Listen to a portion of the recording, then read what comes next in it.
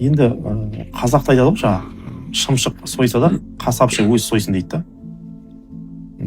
Қазір әлеуметтік желіде байқаймыз көптеген өзіңіз айтқан өнер жұлдыздары болсын, әншілер діни білімі жоқ, бірақ діннен пәтуа дейміз, ол жерде пәтуаны ғалымдар береді ғой, ақыл айтқанды жақсы көреді да.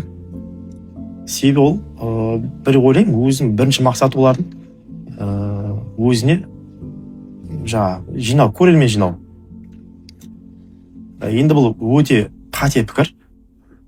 Ол кейбір өзіңіз айтқан жаңағы бір өнер жұлдыздарын болды жаңағыдай діни ауызсулар бойынша жүріп сұхбатпен іс қозғалғандар, мысалы жаңағыдай артық нәрсе айтып қойған, енді заң білмегесін ескерту берген, әкімшілік жауапкершілікке тартылғандар да бар арасында. Енді бұл бойынша муфтияттың, басқа да имам теологтардың барлығы әлеуметтік желіде айтып жатыр.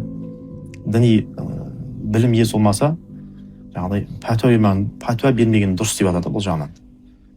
Ол жақта енді ойлаймын өзім қате пікір деп ойлаймын.